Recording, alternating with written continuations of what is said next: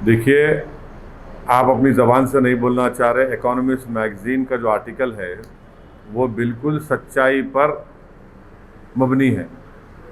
Economist magazine ने ये लिखा है कि जो भी डेथ कोविड से हुई है उसको 6 टाइम्स मल्टीप्लाई कर लीजिए, और उसके जवाब में मिनिस्ट्री ऑफ हेल्थ का रिबटल ये आ रहा है कि वो जो इकोनॉमिस्ट मैगज़ीन ने जो मॉडल लिखा है जिसमें करीब 20 लाख के करीब लोगों की मौत सेकेंड वेव में हुई है, तो हेल्थ मिनिस्ट्री कहती है कि वो स्पेकुलेटिव है, मिस इन्फॉर्म्ड है।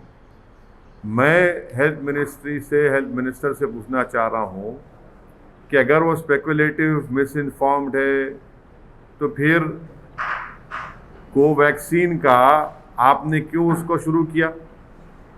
क्या वो कुछ पीयर रिव्यूड साइंटिफिक डेटा था उसका? अभी भी डेटा जमा कर रहे हैं ना। दूसरा, आयुष मिनिस्ट्री ने क्यों कोरोनिल को सर्टिफिकेशन दिया? क्या उसका भी कुछ इफेक्टिव डेटा था आपके पास? तीसरी बात यह है कि डेली डिस्ट्रिक्ट वाइज डेटा कोई भी स्टेट नहीं दे रहा है। स्टेट्स आईसीएमआर के गाइडलाइंस को कोई फॉलो ही नहीं कर रहे हैं। और पांचवा पॉइंट जो हेल्थ मिनिस्ट्री कहती है कि उन्होंने बिहार सरकार को लिख कर दिया। बिहार सरकार को बिहार की हाई कोर्ट ने उनको क्वेश्चन किया, उनको खींचा, तो रातों रात बिहार सरकार ने फिगर्स को सही करके 3000 मौत का इजाफा कर दिया। जितने एपिडेमोलॉजिकल मॉडल्स हैं, जो एक्सपर्ट्स हैं, वो सब कह रहे हैं कि डेथ्स जो हैं वो 5 से 6 गुना ज़्यादा है, और ये बिल्कुल सही है, इसमें कोई डिनाई नहीं कर सकता। ये सिर्फ मोदी सरकार ये कह रही है कि इतने मौतें नहीं हुए कोविड से। मोदी सरकार हकीकत को सच्चाई को छुपा रही है। मोदी सरकार का रियलिटी से कोई टच ही नहीं है।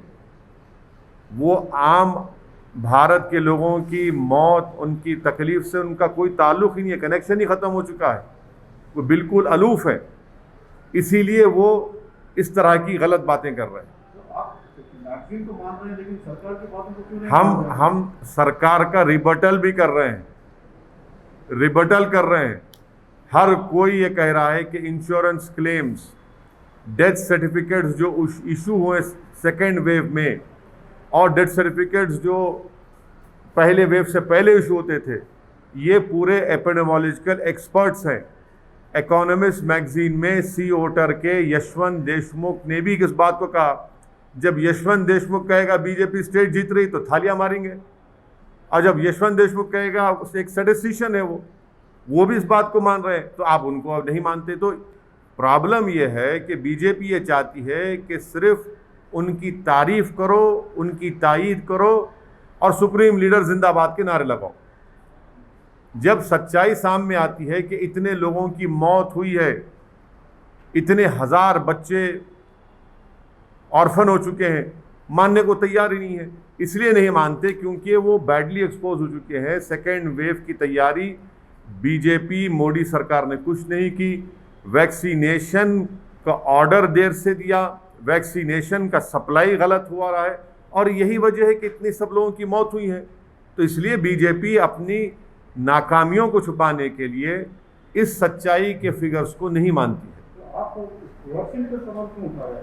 देखिए, अगर आप उनका जवाब पढ़ेंगे हेल्थ मिनिस्ट्री का, इकोनॉमिस्ट मैगजीन के रिबटल में हेल्थ मिनिस्ट्री ने कहा कि वो स्पेकुलेटिव है, मिस इन्फॉर्म्ड है, और साइंटिफिक डेटा को फॉलो नहीं किया। तो मैं उनके जवाब में कह रहा हूं कि कोवैक्सीन को भी आपने थर्ड ट्रायल का कंसेंट लिया ना जनता से, तो क्या आपके पास डेटा था?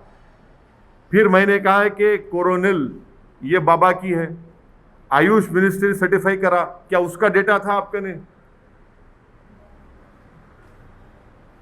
सर, आपके एक तरफ कह रहे हैं बीजेपी को घेर रहे हैं, लेकिन इन सब के बावजूद आप देखिए बीजेपी और एनडीए पूरे देश भर में स्ट्रांग हो रही है। अच्छा, तेलंगाना में एक ओह, स्ट्रांग ओह। ज्वाइन कर ली है। बिहार में देखिए मैं लास्ट जो सुना था कि अकाली दल बीजेपी को छोड़ दी, सब पार्टियां इनको छोड़ रहे हैं, और खुद बिहार में उनकी जो एक सहयोगी पार्टी थी उनके खिलाफ लड़ा। लोगों की लाशों के मीनार लग रहे हैं, गंगा में लाशें बह रही हैं, ज़मीन से लाशें निकल रही हैं, और आप कह रहे हैं कि मजबूत हो रहे हैं। गरीब भारत का मर रहा है, और एनडीए अगर मजबूत हो रही है गरीब के मरने पर, तो फिर इस मजबूती का क्या फ़ायदा मेरे भाई? जब गरीब को दवा नहीं मिलती है, गरीब बेरोज़गार हो चुका है, खाने को खाना नहीं है, करोड़ों लोग बेरोज़गार हो चुके हैं, और इनकी तबाही और बर्बादी पर अगर एनडीए मजबूत हो रही है तो फिर इसको मजबूती कहेंगे आप? सर ऐसा तो नहीं है कि अभी केंद्र सरकार ने हाल ही में प्रधानमंत्री मोदी ने कहा है कि वैक्सीन फ्री में देंगे। हाँ, ऐसा तो कर ही रहे हैं ना सब। वैक्सीन फ्री में देंगे। कब देंगे? हम खाक हो जाएंगे तुमको खबर होने तक। हम खाक हो जाएंगे मोदी जी को खबर होने तक। कितने वैक्सीन आप देंगे जुलाई में? जुलाई में फ्रंट लाइन वर्कर्स को, स्टाफ को, और ओवर 45 जो एज के लोग हैं उनको 30 करोड़ वैक्सीन होना। आपने सुप्रीम कोर्ट को जो 9 मई को एफिडेविट दिया उसमें कह रहे हैं कि जुलाई में मोदी सरकार 13 करोड़ 20 लाख वैक्सीन देगी। अब ये एडिशनल 17 करोड़ क्या मोदी जी मैजिशियन है? ठीक है, आप लोगों की नज़र में वो बहुत बड़े गॉड भी हो सकते हैं, मगर वैक्सीन बनाने के लिए तो 3 महीने लगेंगे ना। आम फाड़ करने से तो नहीं आ जाएगा ना।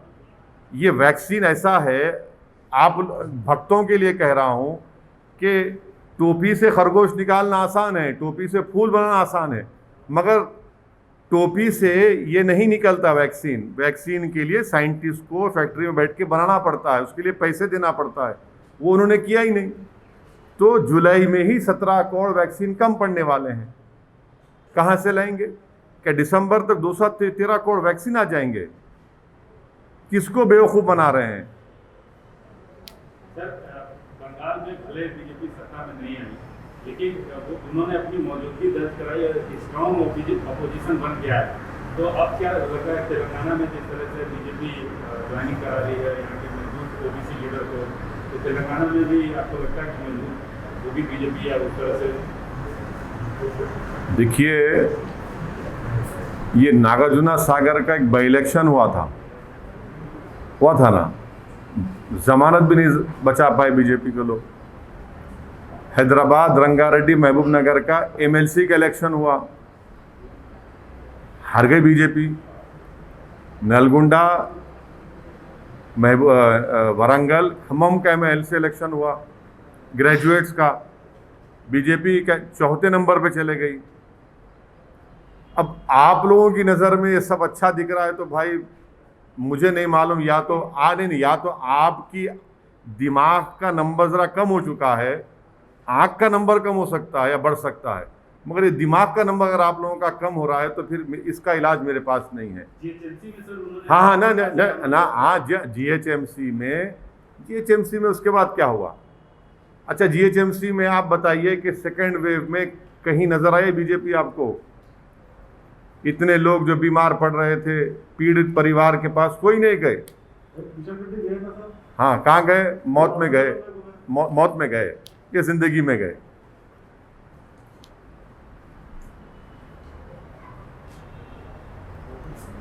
हो गया, चलिए।